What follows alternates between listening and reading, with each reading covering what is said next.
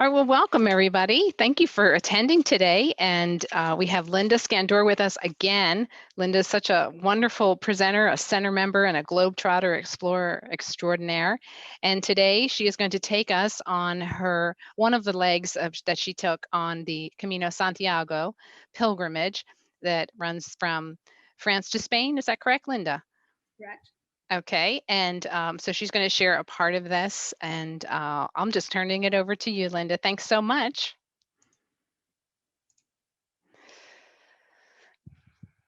Welcome, everybody. I'm so thrilled that you've joined me.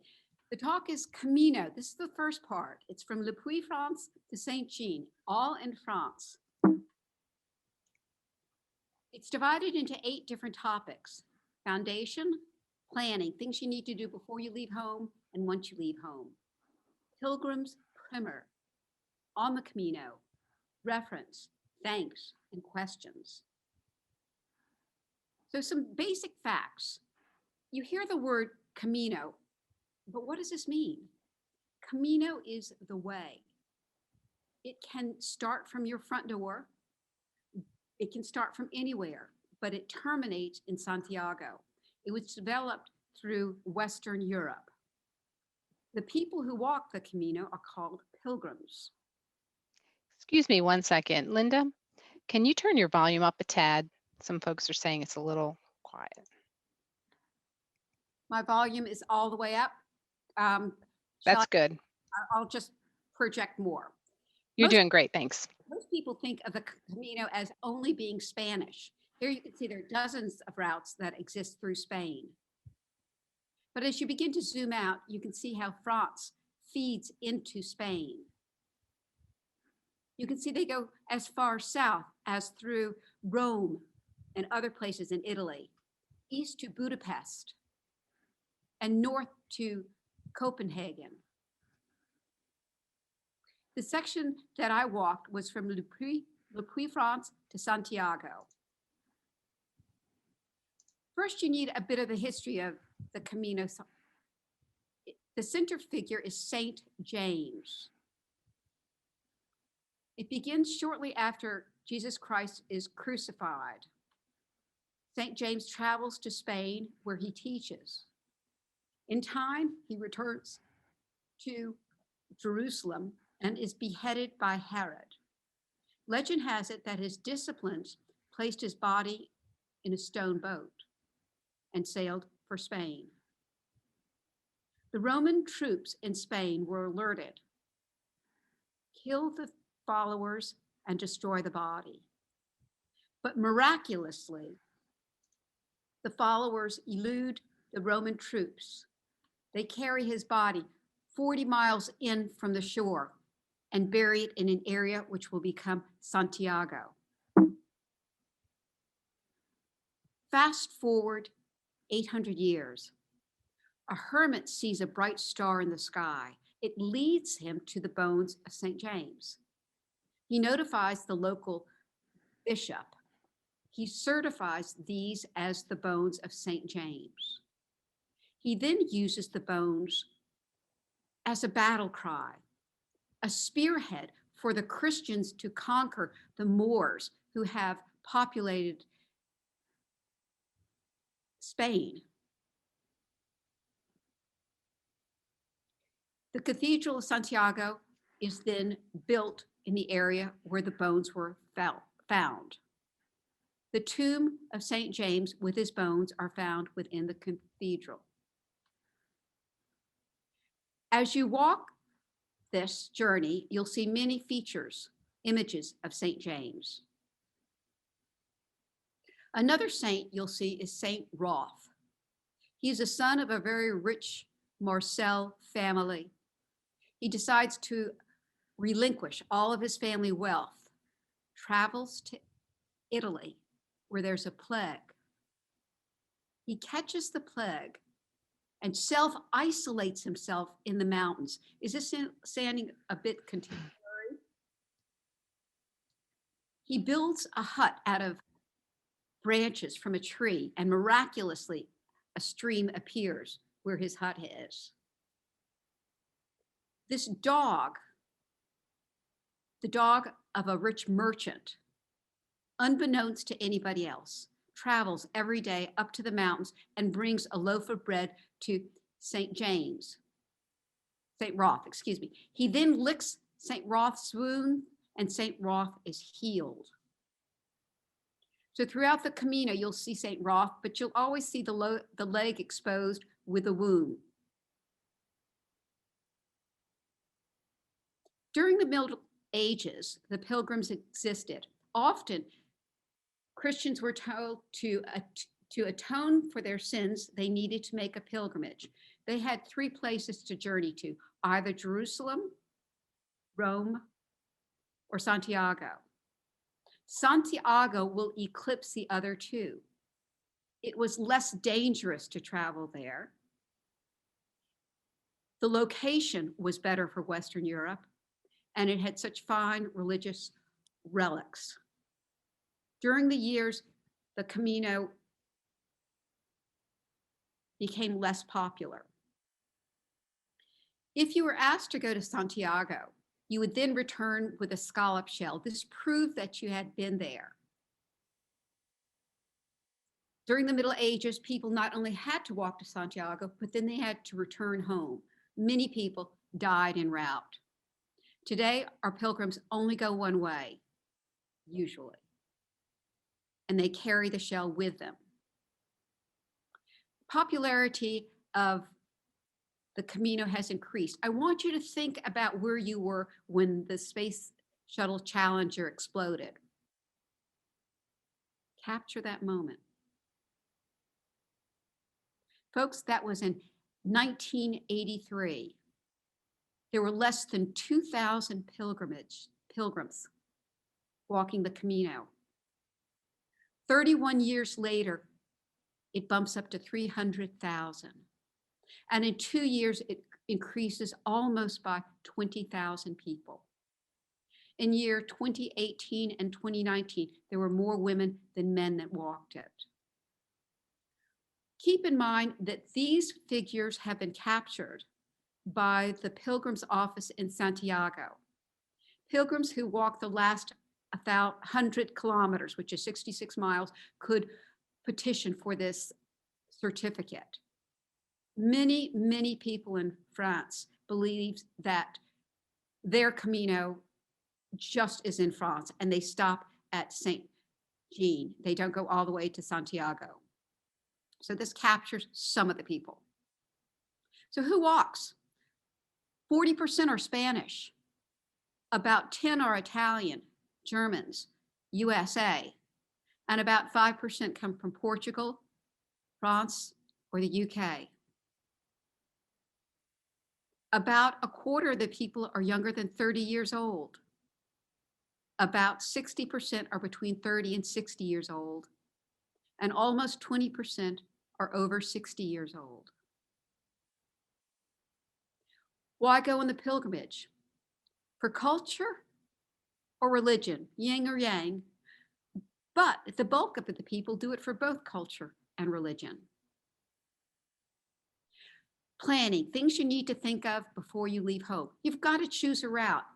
You saw how many routes they are, just an endless combination. For me, I chose this route. Oops, I'm trying to go backwards.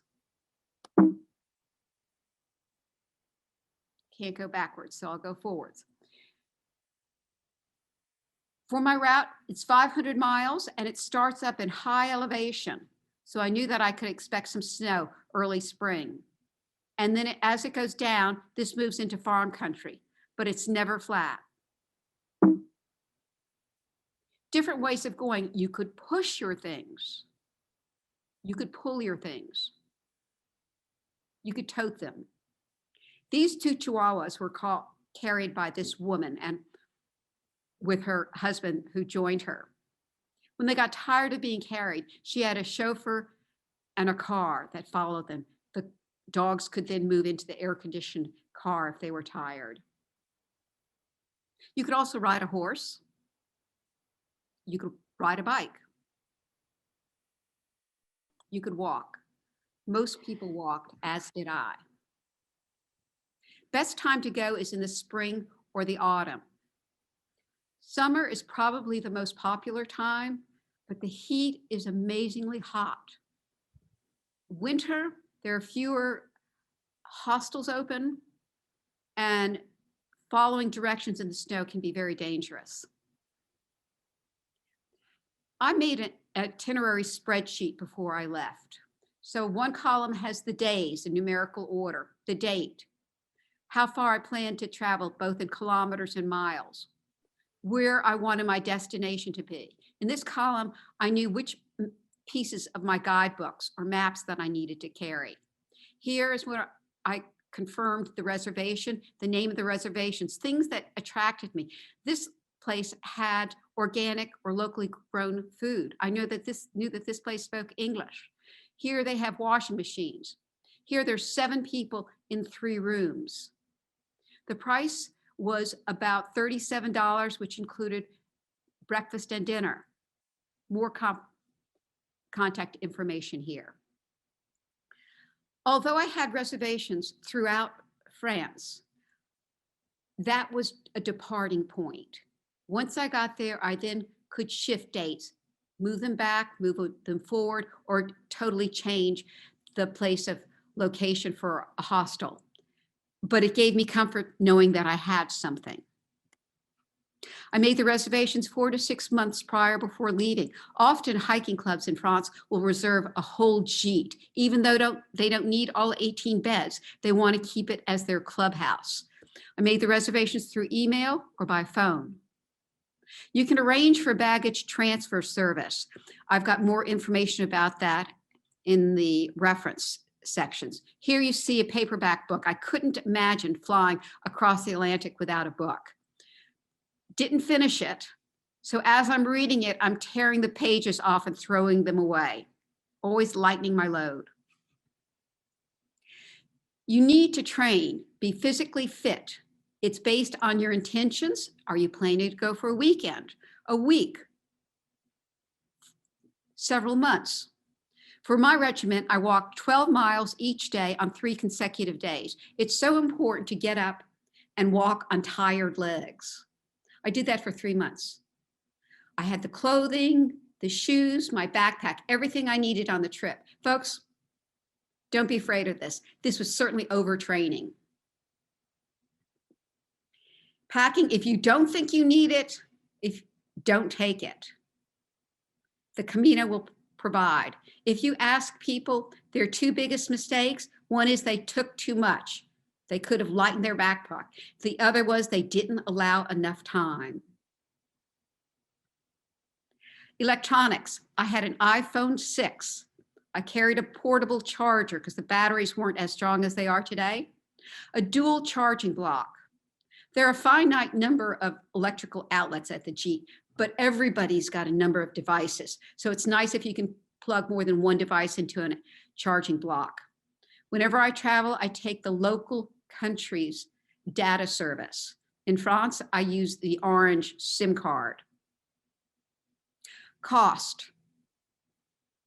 I used frequent flyer miles. Flew from Charlottesville, Charlotte to Chicago to London. Later, I then took the Eurostar for $110 from London to Paris.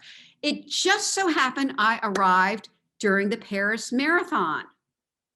I ran it as a bandit, so there was no charge. Running the marathon is optional. $85 train will take you from Paris over 2 trains. It's a day-long affair to Le Puy. Now, to plan once you get there, it cost $50 a day. That's generous. I'm sure I really didn't spend that much. As in America, you're going to get your money from an ATM machine, but you're going to call it a cash point. Often they're outside. Your guidebooks will tell you what villages have ATM machines, but I found it so much easier. If I walked past one and had about half the amount of money I felt comfortable carrying, I made a deduction.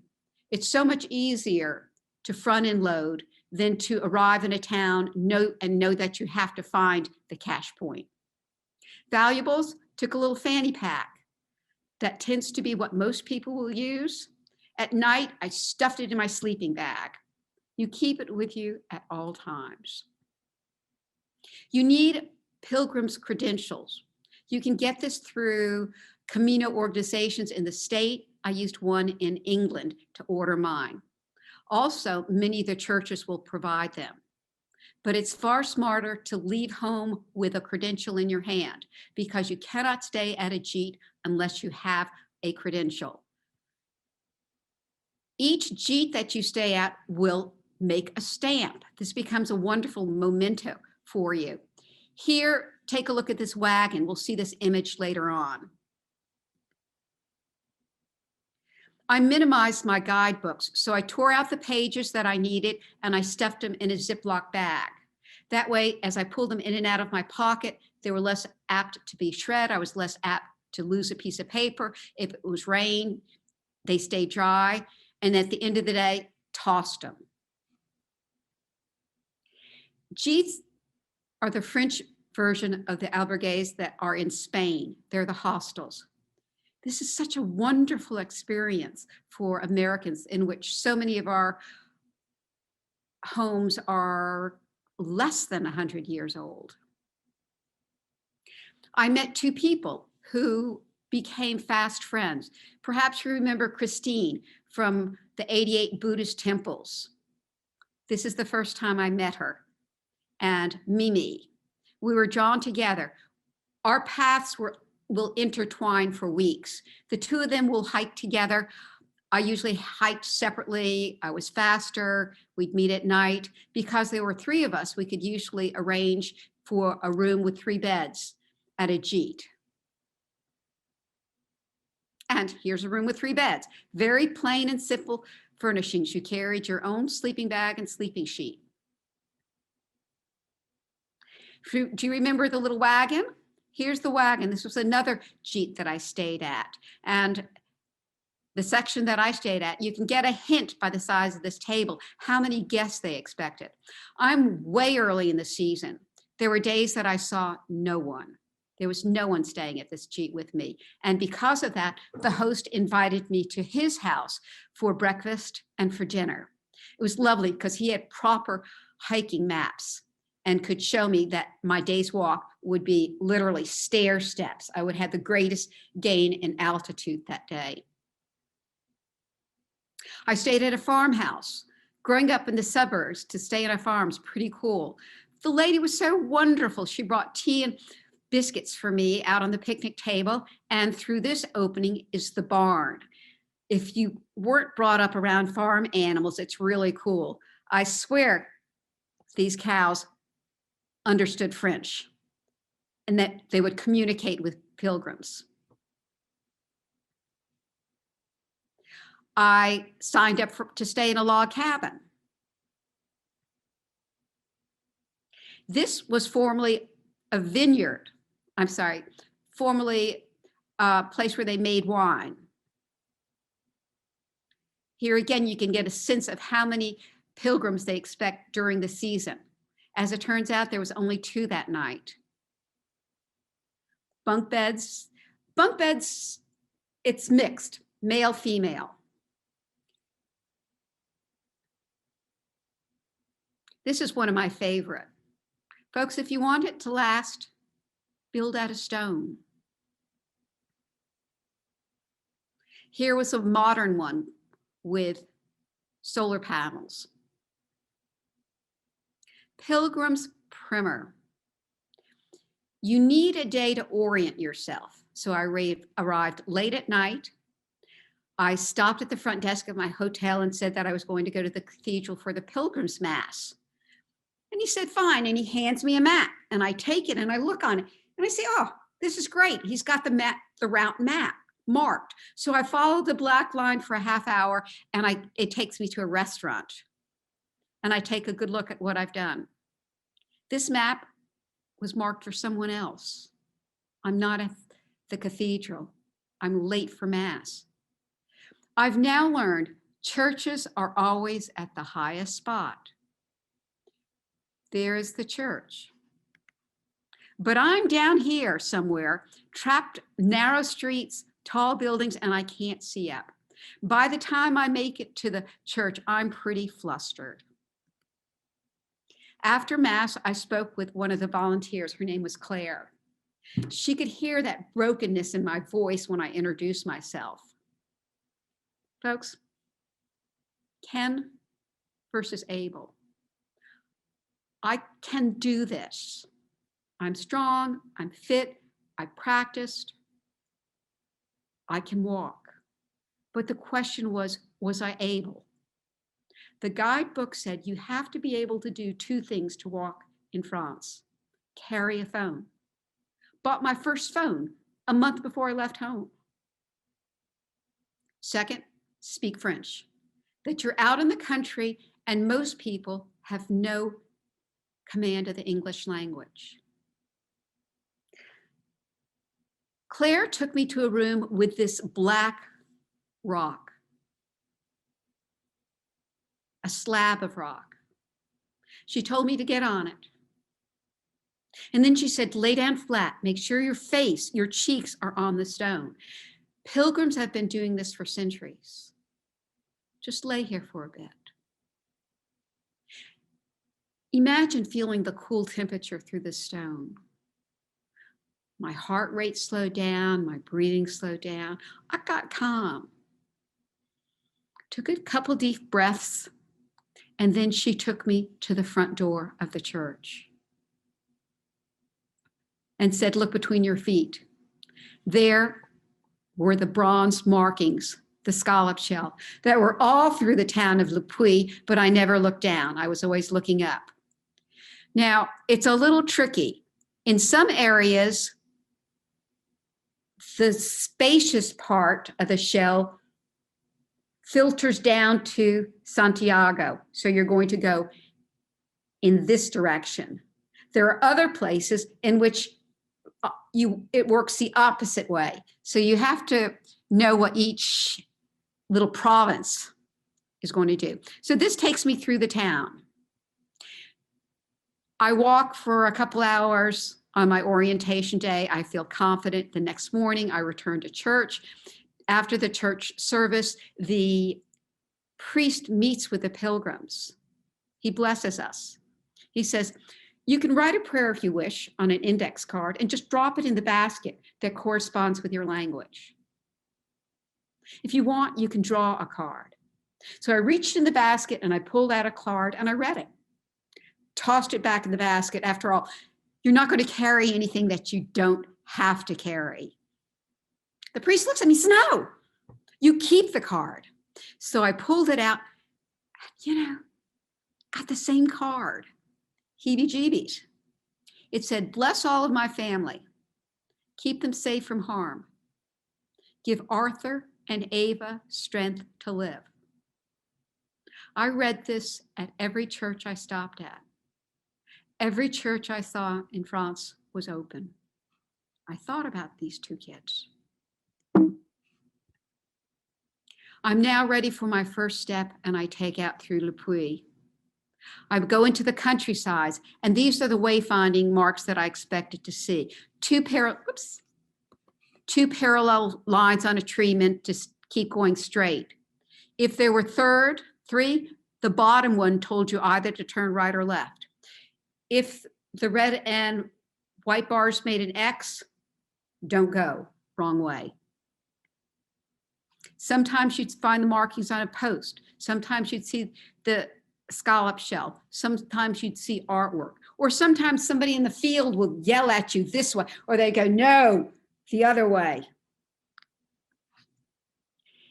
Now, what's interesting is that the Camino is designed that after a day's walk, people end up in a village for lodging, for food, for medical needs. The villages blossomed because of the Pilgrims during the Middle Ages. Then you have something called GR65. Think of that like the Appalachian Trail, a really great hiking trail. It's going to stay away from villages. The GR65 and the Camino intertwine themselves. So sometimes you're on the GR, sometimes you're on the Camino. You have to pay attention. If you stay on the GR, you could be going the wrong direction. Here you see the red and white markings on the stone. The French do everything just so. I found this volunteer marking a tree. The first thing she does is take her knife and etch the rectangle. Then she paints. The etch keeps drops from dribbling down, so you get a nice, smooth, clean look. Very different from the slap-happy yellow arrows you'll see in Spain. I took an app called Motionx GPS App. I checked on it. I can't find this particular one, but there are a slew of different ones. They'll all offer the same sort of features. I found this very helpful. This is from a trip that I did in Bilbao. You can switch from kilometers to miles with a flick of a switch. So as you walk, it then starts laying the trail. If you get lost, you can simply back out following your trail. In the evening, when you return to a place that has Wi-Fi, it then drops it on a map below. It then will tell you your time, your distance, your speed, your ascent, the total descent, and the altitude gain.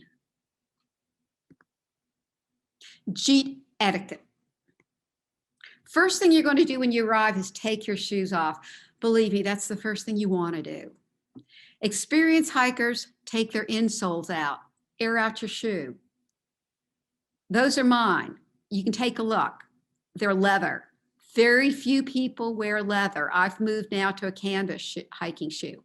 If your shoes are wet, there's newspaper. You crumple it up and stuff it really tightly into your shoe. It wicks the water out of your shoe. Here they have a rack for the shoes. Here they have a container for your batons, your walking stick. The kind I carry are pretty universal. So to make them more easily to identify, I just got a mailing label that you might put on an envelope and taped it underneath the handle of each walking stick. And then I discovered that there's a right and a left, but you have to look carefully on my particular one, the handle. So I then marked it with masking tape at the top. If I'm looking at my two poles, I see the one with the masking tape, I know that's for my right hand. Just a quick, easy way to do it. In this convent, they had you store your shoes inside on shelves. This is Joanna, a friend from England, who has arranged to join me. In this particular sheet, they were proactive for bed bugs. They took all of our backpacks, put them in huge garbage pans and then bags, and then sprayed them. For me, I carried my goods in Ziploc bags. Now, there are two types of pilgrims. Those that get up really early before the sun, they're gone. And those who sleep until the host says, gotta go, 8 o'clock, you have to be out. I'm the early type, which meant that I had my things in my Ziploc bag, but then early in the morning, I'd squish it so you'd hear that air escaping, and then you'd hear that, and then if I forgot something, you'd hear that crack open. In the mornings, you just hear this cacophony of Ziploc bags. After this one, I started using Eagle Creek nylon bags, which will smush easily, but they don't make that sound. And to keep them waterproof, I would put a huge garbage bag inside my backpack and then just stuff everything inside the garbage bag. Etiquette, you want to take a fast shower. There are other people who want to use the facilities. Don't use up all the hot water. I never, ever got in a situation in which there wasn't enough hot water. You don't want to hog the clothesline. Everybody wants to wash and dry their clothes. I, on many of my trips, would take my own clothespins, wooden ones, and just write my name on it. And it's surprising, I might leave one, and then a couple days later, a pilgrim would come up and says, oh, You left this and I picked it up. I figured I'd run into you. Now this is the route. Le Puy in this corner, and this program will stop at Saint-Jacques, at the border of Spain. It's divided into 4 sections. It is said that this section 1 is the most beautiful of any Camino. I agree. It begins in Le Puy to Figeac, a week and a half. By the way, you'll notice all these black features. They're made from volcanoes. As wine picks up the flavor of the earth, lentil beans pick up the flavor. The best lentil beans in the world are from Le Puy. They're green lentil beans. Now you'll see them packaged in America as French lentil beans or green lentil beans, but they have to come from Le Puy to be Le Puy beans. So I'm leaving the cathedral, and as I left, I feel confident, but I've got this mantra that's constantly going. Joanne will join me in 2 weeks. Joanne will join me with 2 weeks. I wish I would have had her join me at the first, where my confidence isn't that strong. Every day, I just said, how can it be this beautiful? Every time I turned, saw a new vista, it was breathtaking. Every church was open. This church sat on a traffic circle. Imagine what it looks inside this very plain church. It's like opening up a jewel box. It's exquisite. As you know, I started off at a high altitude. So from this perspective, I could see the Pyrenees Mountains with snow. So by now, Christine, Mimi, and I have intertwined ourselves. We've become really good friends. Though we don't walk together during the day, we'll stay at the same Jeets, have dinner together. They take care of all my details. They're canceling reservations. They're making reservations for me. One day I arrive at a Jeet and I look up and I see Christine coming off of a ridge, hobbling. She's wearing her Keens, which are athletic sandals. She comes in, we take off her shoes, and there are massive blisters. The best that I can understand is that her husband had recently died, and the pain that she felt and was caused by the blisters was to help atone because she couldn't keep her husband alive. She had such great love for her husband. It will be 2 years before she can say his name. She looked at me and said, "My husband sent you to me. I know this.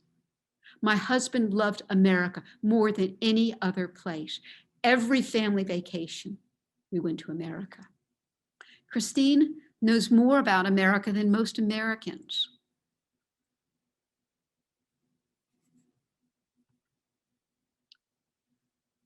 Walked through a bit of snow.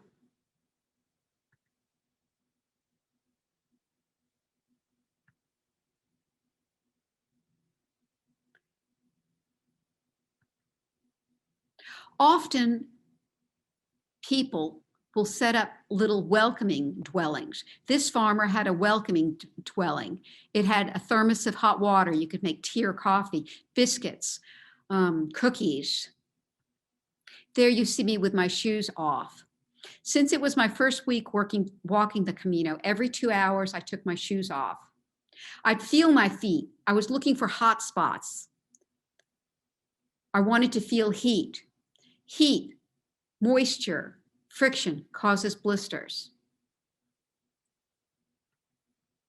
Sitting there, suddenly I saw a herd of cows going down the road. I mean, yeah, this is just so different from living in the suburbs. After a week, I gave up checking my feet. I figured they're seasoned. On day number 11, I get my first blister. There's two schools of thought with blisters. One is to get a needle and thread and run the thread underneath the blister so that the moisture will wick out through the thread. And the other is to do nothing, because if you poke a hole, you might cause an infection. I've done both, and I haven't lost any feet because of either approach. Your choice. Spring's coming. This is wisteria on a convent that I stayed at.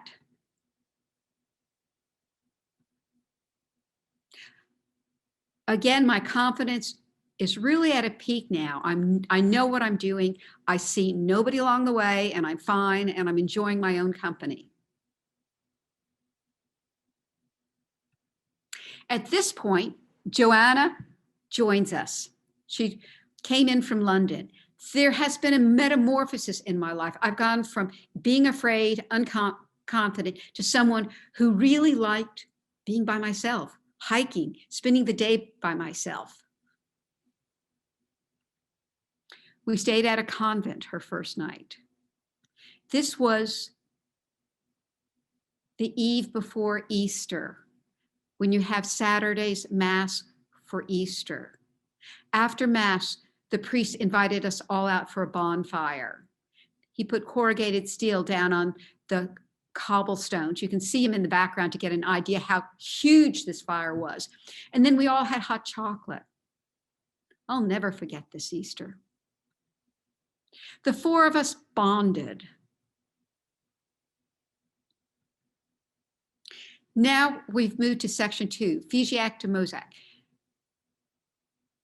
This will take about a week to walk this section. This is a lot of livestock. I must say that I think the English sheep are cuter than the French sheep.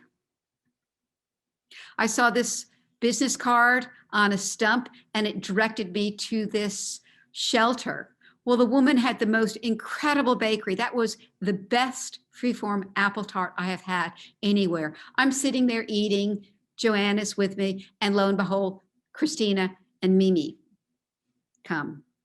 It's not unusual to run into other people because you're all going the same place. Okay. One of the few French words Christine taught me was "Allez, allez, allez," which means come. They would see me walking on a street, they could hear a car coming, and they would say, "Allez, allez." They wanted me to come. They wanted me to get out of the road. So I saw this farmer with his cows, and I go, "Allez, allez, allez." Yep, they knew French. They came to me. They kept coming. They came right up to my chest. I'm pinned up against a barn wall. They're just as tame as can be. And then the farmer just took them away. So Joanne and I are walking to our reservations. We get there and there's no answer. There's still no answer. So I find a business that's open and I show him my itinerary on my phone. He can't read English, but he sees classifications. Oh, these are cities. These are locations. These are phone numbers. You go like this and you go like this. He knows I need him to call a number to check on my reservation. He calls, there's no answer. We go back. There's no answer. But two little ladies come with shopping bags. They look at us and they go, St. Joseph, that way. So I knock at the door at St. Joseph. The door opens, and this most incredible fragrance encircles me. I didn't care how much it cost or what my room was like. I wanted to eat what they were making. She had one room left. She took us up to the 3rd floor, in through the kitchen, opened the cloth curtains to a little room with 2 twin beds.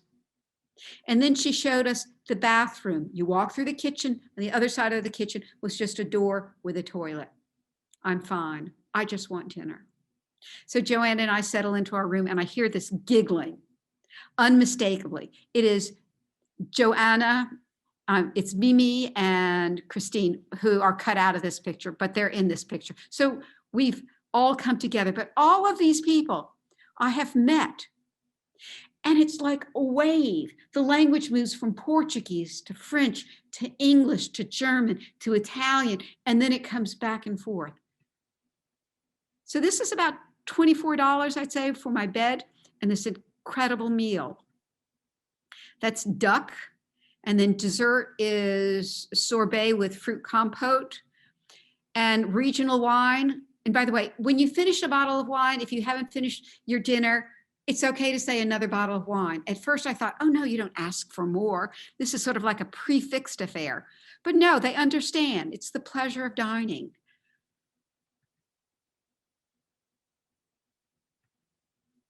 Spring's here, roses are in bloom. Time after time, I'm convinced the best place to stay are small places that are family run.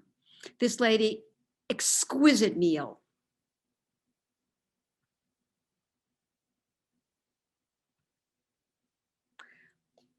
It's about the end of Joanne's week walking with me.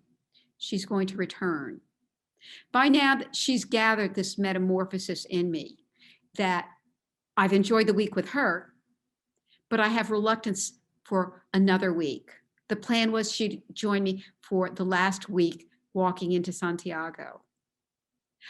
I couldn't tell her when I would be there. I had no reservations in Spain.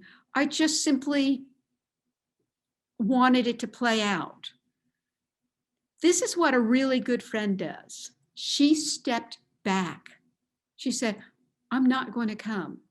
She did that for me so I could step forward. I consider that the experience that we shared on the Camino deepened our friendship, and I am just totally thankful that she was this gracious of a friend. Another convent. Convents are run by nuns. Monasteries are run by monks.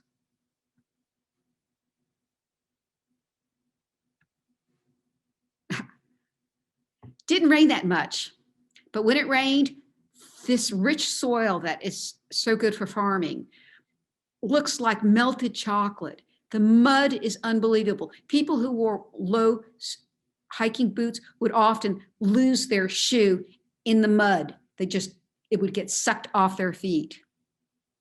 This is the third section, which will take 5 days to walk through. A very simple church.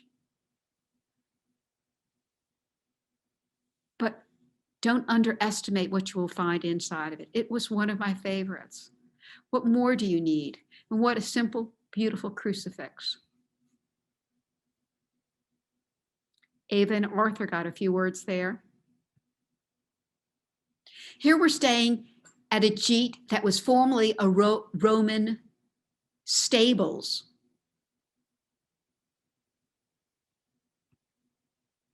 Again, dwellings that locals would put up hospitality. You'd leave a few euros in thanks. I'm approaching a cathedral. I'm always carrying a baguette in my backpack. I've got cheese, I've got sausages, I have chocolate, and I just sat and had a picnic. I thought, life doesn't get better than this. I then explored the cathedral's cloisters. The artwork in the churches are changing. I'm finding more paintings on the walls. This church had 3 statues right here. There were the 3 musketeers and a 4th. Here's a castle I went to. It had a gift shop. Great to go to a gift shop because you're not going to buy anything. You can't carry anything. But I found this charming little picture. And the lady knew how attracted I was. And she says, I've got a daughter who lives in America. I'll just mail this to you. I'll put in a note how much it cost for mailing and the cost of the picture, and you can send a check to my daughter in America. Folks, if you come to my house, you'll find this in my kitchen.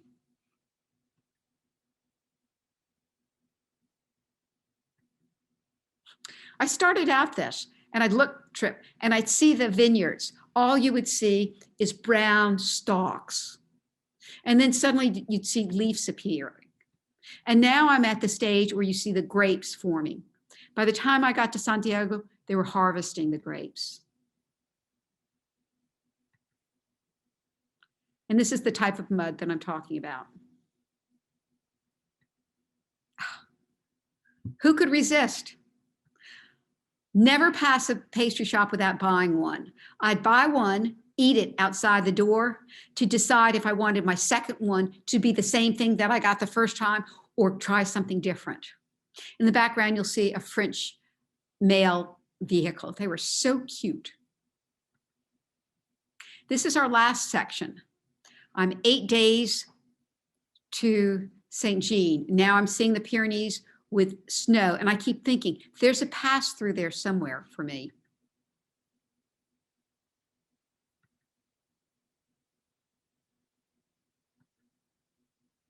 I became, the geometric figures in the ceiling always amazed me. Le Jour de Libération, World War II Victory Day. Every village had a Catholic church. They would have a monument, and on the monument would be the long list of people who died in World War I and the short list of those who died in World War II. I used to ask myself, why did the Germans not fight harder to keep why did the French not fight harder to keep the Germans out? One reason was there just wasn't any more men. They lost so many people during World War I. On this day, every church had fresh flowers, flags. This day, I happened to be walking with a younger person whose grandfather was in World War II. My uncle was in World War II. He was a parachuter. He landed on Normandy Beach on D-Day. Both of our relatives paid a huge emotional toll for which neither one were talkative about it. It was just so nice to spend this very special day in French history with the French. Now I'm moving into the foie gras area, so lots of duck farms. I stayed on another farm. This was the lady who owned the farm lived in this house. She had a newer house that the Pilgrim stayed in. Since I was her only American, she invited me in for a fabulous dinner, followed up with much Armagnac. When I arrived, I looked at the table and there was a dictionary, one that you might buy for a third grader, French to English with pictures, and then a little chalkboard. So the two of us worked on our language skills. She was such a sweetheart. The next morning, I go down to her house for breakfast, and my standard breakfast drink in the morning was hot chocolate. Hot chocolate was not seen as a juvenile drink. Many adults had hot chocolate, and you drink in a shallow bowl rather than a cup or a mug. She made me a dozen sugar crepes. Well, I started eating and eating and eating. I just couldn't do it. I ate all that I could. I walked for 2 hours and then collapsed in a field with cows. I had such a sugar overload. Lesson learned. As you might find people in the country driving Ford 250 trucks in this section of France on dirt roads through villages, you'd find them on green tractor trailers.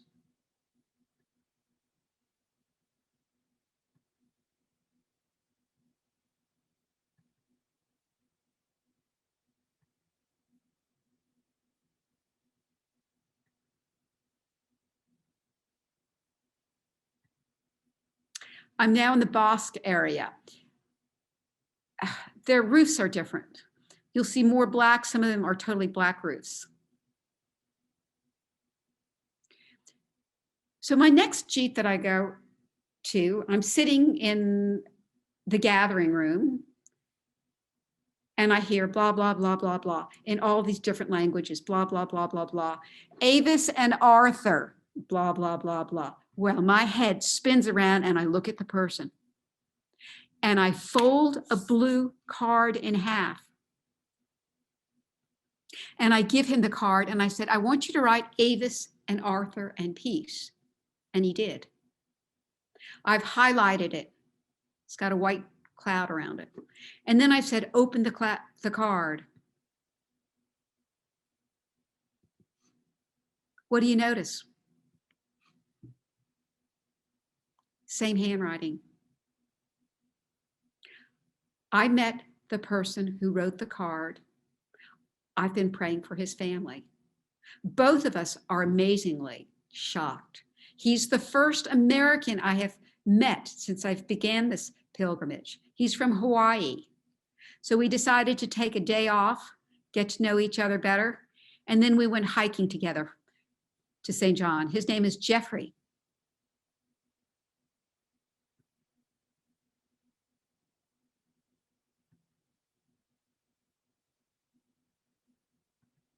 I'm now entering the gates of St.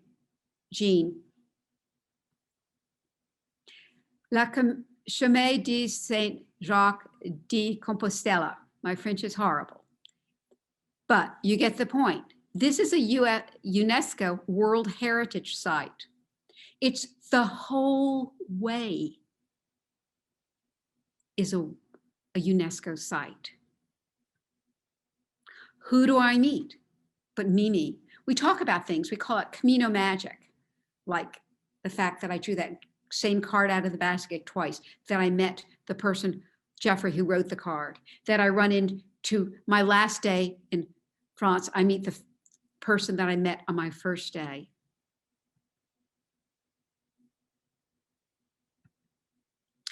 Some of you joined me for the 88 Buddhist temples and you asked me, well, what gave you the idea?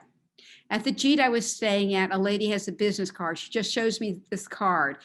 And that's all it took. I saw this card and I'm on a high. I just walked 500 miles through France. Okay, I'm going to do that. Reference. Carolyn does have a list of references that she will give you. My first suggestion is the Confraternity of St. James. This is in London. It's centrally located, very close to the Parliament. I actually went and visited there. You could call them, you can email them, you can tell them whatever Camino, whatever route you're taking, and they'll tell you what books you need to use and give you tips of information. If you get stuck on your Camino and need resource, you could give them a call. They'll try to help you. You can get your credentials through them. The book that I chose was by Cicerone, but you can see how inadequate it is in that they're maps. This is a 3-day walk from point to point. That doesn't give you enough information. They then, in the book, there's a little narrative about each town with places to stay and points of interest. And in the white sections tells you how to walk the way. Another book is the Michelin Guide. I love this. All languages can read this. What I liked about this was their map was 1 inch was 1 mile. And here I knew that from flag to flag was 0.9 miles.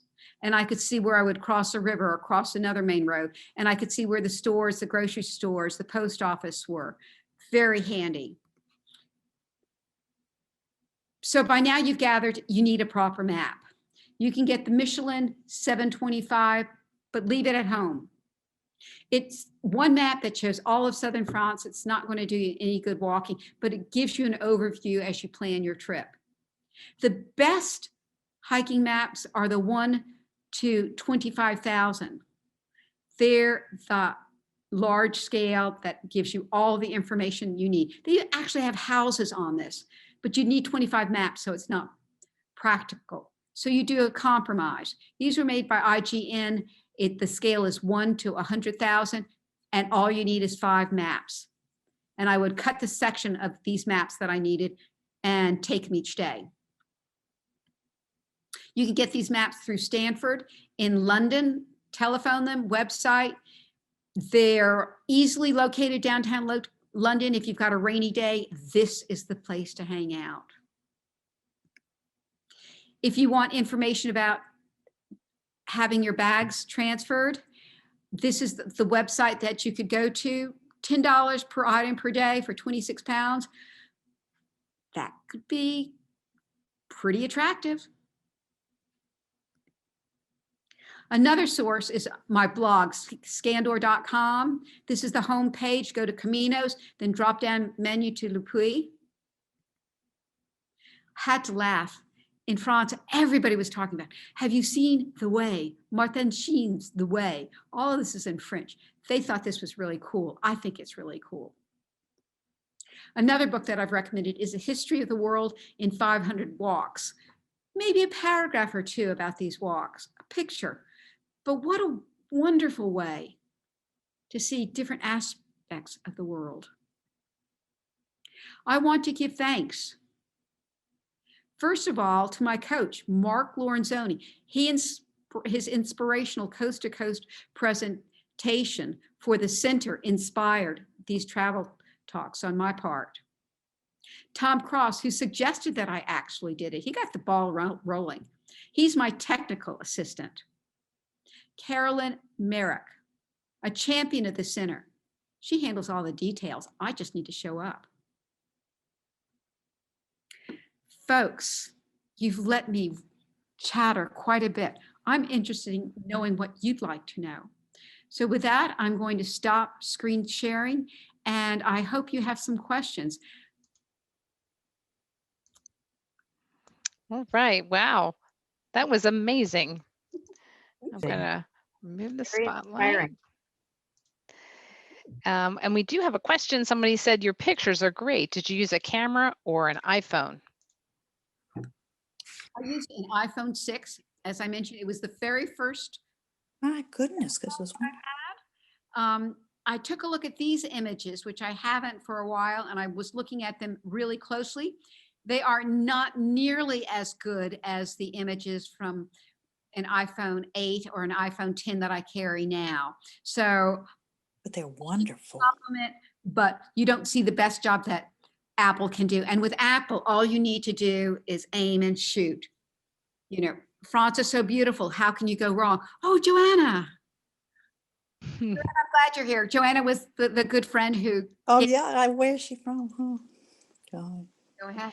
Another question, please. I see more in the chat. Yeah, it says, what year did you do this one? What was the first one you did? This was my first walk, 2014. I was just overwhelmed. I was very excited, but it was really supposed to happen in 2013, the first year of retirement. 24 hours, I'm going to say, one weekend before I was supposed to fly out, I found out I had a torn rotator cuff. So after walking 3 days a week for 3 months, that was the first thought I had, is that I'd have to do it all over again. So I trained twice for this walk. And I've been doing Caminos usually once a year since then, with the exclusion of this year. Cool. Wow. There's a couple questions in the chat, as well as Mary has her hand raised. So let me get a couple of questions in the chat. How many days were you on the Camino, Linda? Total for this Camino was 80 days.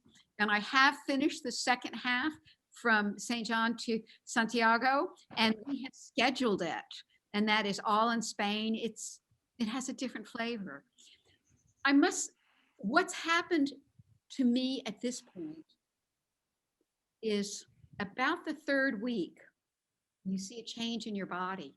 Your legs are like pendulums. They just move. You aren't aware.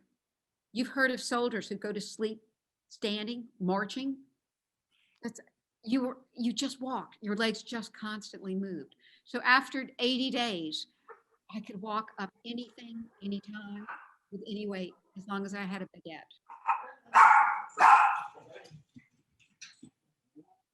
What was the longest one you did? I'm not sure if that means day or. This is the longest Camino I did. It was 1,000 miles in 80 days. The original plan was to walk 6 days and have every 7th day off, to rest, to savor what I was doing. So often people are rushing through it and I can't figure out, why are you going so quick? Just because the book says the stage goes from point A to point B, you can make it shorter. So this was the longest hike, 1,000 miles in 80 days, and I've done a couple 500s. and 750 since then. Wow. I did 4 miles the other day. I was feeling pretty good about myself. I see Mary Angier, you have your hand raised. Did you want to ask a question? Oh, hi. Yeah, I actually put it in the chat because I saw everyone Oh. was doing that, but I'll go ahead. I wanted to ask, I'm sorry I came in late, a couple minutes late. I wanted to ask what the best time of year would be to Spring. make this trip. Thank you. Let's talk about when it's not good. It's not good because of Winter. in the next presentation, when you see me going over the Pyrenees, there are places which they have 12-foot tall poles painted at the top to let the people who are in the winter know you follow from pole to pole. If it's deep enough, these poles are covered. You can have fog that can, close off a mountain. You can get trapped. So the winter, and a lot of the jeets and albergs are closed in the winter. In the summer, you'll find that there are more people who actually walk it in the summer, but you have to be willing to walk underneath the sun. And the sun, That's hard. what I did was I figured June, end of June was as far into summer as I wanted to go. And then I backtracked out. And that took me to, first of all, it took me to the 1st of March. And I wrote my friend in Paris and she says, no, Linda, in France, winter is March. That's too soon. So I changed it to April. So I was in Paris for a while in April and then started about maybe the 17th, mid-April, walking. It turned out to be unusually warm. I expected it to be much cooler. I expected to be wearing a lot of my clothes to stay warm, but they're all in my backpack on my back. It just worked out that way. Great question. A couple more in the chats. Superbly enjoyable narrative. Many thanks for sharing. How tired were you at the end of the day? Slept like a log? I'm an Energizer bunny. My legs were weary. I was always glad to stop. But my favorite thing was to stop, drop my backpack, wash my clothes, take a shower, and then go out and take pictures in the village or just walk around or find a little cafe for coffee or a glass of wine, or work on my Zoom, my blog. Wasn't that tired. I didn't My goodness. put my head on the pillow and fall asleep. There were people that I saw who continuously came in and they went straight to bed. I think one of the saddest situations I saw was a couple in Spain. They had practiced, they had planned for this for years. And the wife said, I've walked for 3 days now. I've got blisters. I'm so tired. I can't do this. My husband doesn't want to leave me alone. I know that he needs to walk. And they could work out that she would take a bus from destination to destination and her husband would walk. But this was something as a couple that they wanted to do together. That's why, I laugh at that I overtrained, but does you no harm at the end. Yeah, I can hear it. Sounds like it. And I've had friends who have planned, like you said, and then blisters do them in or something like that. So, but they all have tremendous experiences nonetheless. Here's another question from Anne. I've heard that it can be very crowded, and because of that, there can be a lot of trash. The section that I went through, Le Puy to Saint-Jacques, is not that crowded. It is from Saint Jean to Santiago, which they call the French way, though it goes through Spain. That is really crowded. And then the last 100 kilometers, it's like Filene's basement. It's amazing. It's really crowded, and you have to kind of change gears and know what's coming. They are directing people now to take more routes through France or Camino Norte or Primavera just because it's gotten so crowded. So that, but you didn't notice a lot of trash. People were pretty good about that. Thank you for saying trash. Mm. I'm sorry. No, really did not see trash. saw very little debris. Hikers, there is a spirit in which pack it in, pack it out. They enjoy the nature. They want to make sure it stays natural. Nope. That's awesome. Someone asked, when will you be sharing the Spain segment? And that is going to be Thursday, March the 11th from 3 to 4 p.m. We just got that down. So look for that. It's not quite yet up on our website, but that is the date, March 11th from 3 to 4 p.m. One thing that you'll notice on the next part 2 is the number of people that you constantly see. It's very different. I know that in France, if I happen to be behind someone, they were talking French. It was like listening to music. And suddenly I'm in Spain and they're much more Americans, and I'm listening to this benign conversation, which people are, if you're walking for days, you're talking about any and everything. It's like runners on a long run. You just talk and everybody's just pleased because you're breaking up the monotony. But I'm sitting there like, oh, I just can't, it's hard. Please be quiet.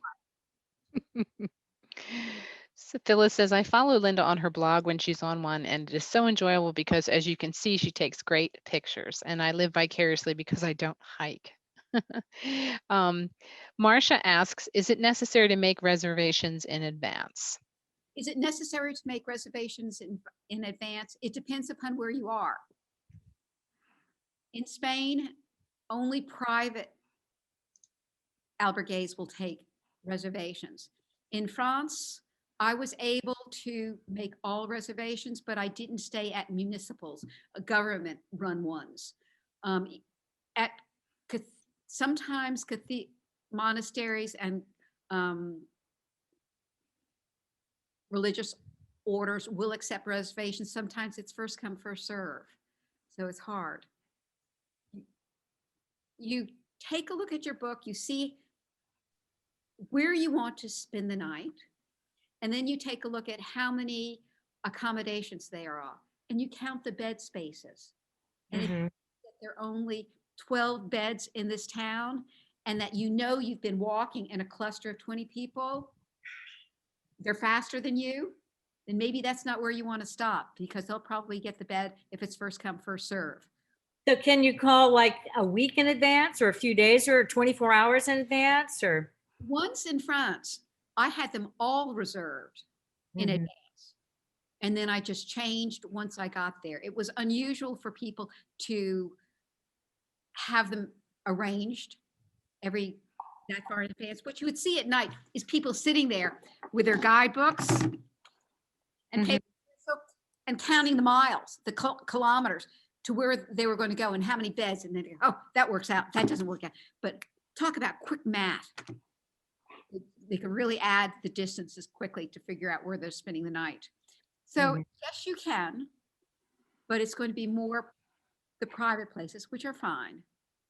And keep in mind that, as my friend from Paris said, often during the spring, months in advance, all the jeets in an area have been assigned to clubs. I had a couple of the hosts that I had reservations contact me and says, we're canceling it because I've got a van coming in, 2 vans with 12 guests, and they've taken my whole place. So you're bumped out. So what, but you found someplace else, obviously, because you're here to tell the story. Who do you know? Who do you know that can get, that I can stay with?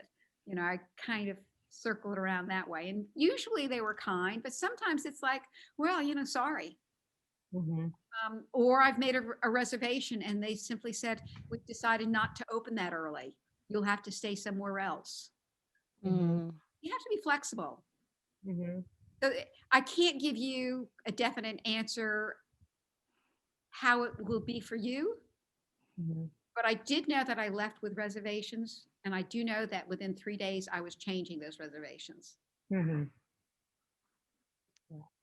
Good, full answers. Excellent presentation. Enjoyed your stories and experiences as usual. Arnold, all the best from Canada. Selena, thank you, Linda. I love the Camino, and your share just brought me to that gorgeous part of the world. BJ says, Linda, given the current uncertainty of international travel, can you share with us your favorite walk hike in the States?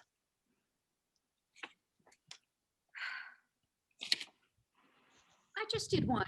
If you're from Charlottesville, go down 29 north beyond Livingston, and it's a 55-minute drive from Charlottesville, but it was Campbell Falls, and it was all icy. I mean, these huge,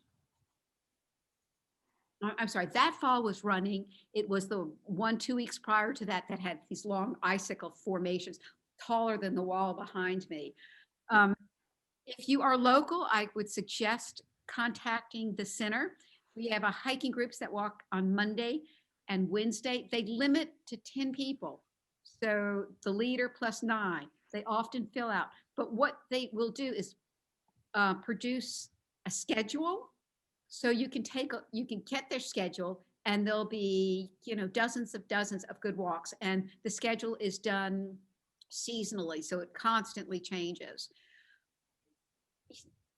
It doesn't take much to please me. I'm happy going right up on Afton Drives and hopping on the AT since it's so quickly and just walking back and forth.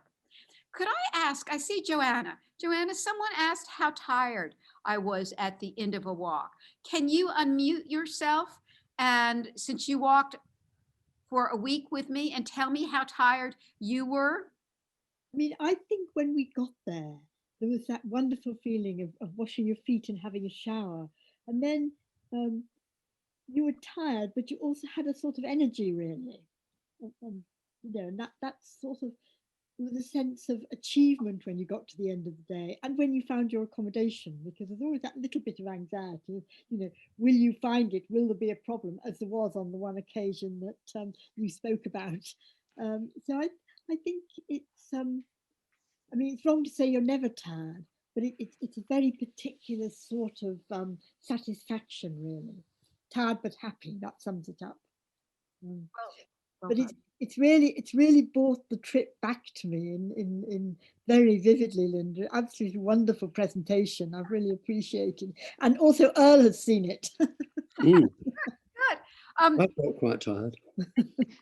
Joanna, did you think you saw trash along the way? I don't remember seeing any trash in France. We were walking through rural France, that middle bit, and there really weren't a lot of people. It was very, very rural. But there certainly wasn't a lot of trash, no. I mean, it's... Thank you. Lovely to hear from you all in your neck of the woods. Someone asked, Marcia, can you make your references available? And yes, just email me, Carolyn at centercville.org. I'll put it in the chat, and I will make Linda's references. I'll send them to you. Did you have to stay overnight outside? That's another question.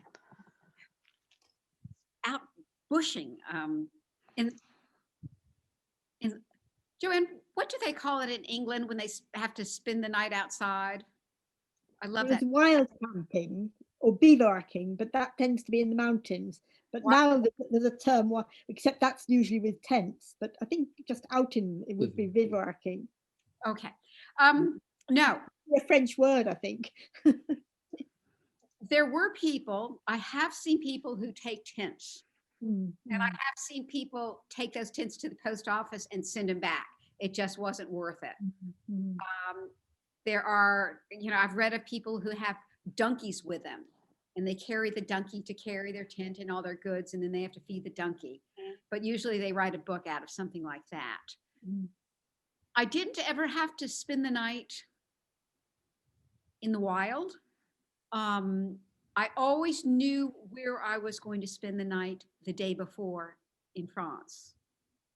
Things were will be different in Spain.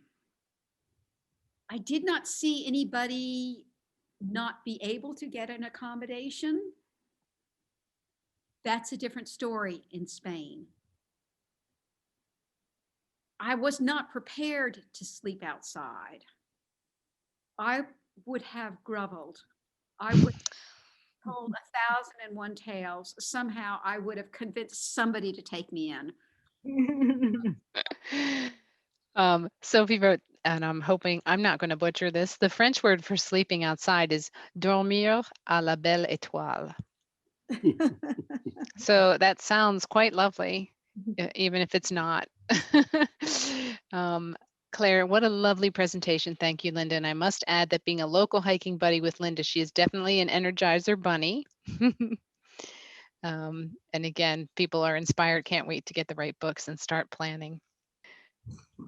Anyone else? Let's see, did I answer everybody's? I think so. Any other? Well, I'm Lots gonna- of thanks. Yeah, just thanks from Lassie. It was just wonderful. I'm sure I'll never hike it, but it was just so enlightening hearing her and seeing those pictures. Claire, hiking friends. Just let me spin through this really. Oh, people from Monticello. We had 100 people come. Okay, I must add this tidbit. I got a little chat early from a lady who said, "Oh, do you remember me? I'm sure you must remember my mother. You taught with her when you first started teaching in Charlottesville." Her mother, I just go, how does she do it? She would get up like 5 o'clock in the morning, make biscuits from scratch, walk the dogs, do all these things before work, and then she was on time at work. And what have I become? I've become this weird person that wakes up at 4:30, 5 o'clock. Janice is smiling in the morning, and I go for a run, I go for a hike, I do yoga, I do all this stuff. And then it's like 8 o'clock. I go, people are just now getting up. I've finished my day. You never know where life's going to take you. Yeah, there's just so much. My goodness. I think, Lassie, that's how we all feel. Oh my, I Goodness. just can't imagine. And before most people even started the day, golly day. Anyone else? Any other comments or questions? Thanks, Linda. I really hope that you come to France again. There are nice hills to do near my place. That's from Sophie. Ah, Sophie, Yes. that's another Camino. That's Oh. a, she's one who left from her door and started, and she Oh. left it out and got to a village and there was no place to stay. So she wrote the mayor. And the mayor was, she eventually got him on phone. He was on vacation. She says, "This is not possible. I am doing the Camino. Your village has to have a place for me to stay." So he called his wife and he said, "Sophie will be arriving. You will take." My goodness. I can't. That's wonderful. Thank you so much. Go ahead. Sorry, I just talked over you. Go ahead. I want to thank all of you for listening. It's because I know that there's an audience that I put the time and energy and effort into doing this. I think that it's something worthy of sharing. You never know when somebody gets the bite, like that little card that says 88 Buddhist temples, in which one of you will be doing this or something like it. It just inspires all of us. So I thank you for making this happen. Thank you. Well said. And we also are recording it, and it will be on our website for, you can share it with other folks and see it as well. Thank So you. that might be probably at the end of the week, but I'm not sure. We'll see how our marketing department's doing. Thank you so much. Thank you so much. Look forward to the March presentation. Okay, I'll be here. Thanks. Bye-bye. Take care, y'all. Thank you for joining us.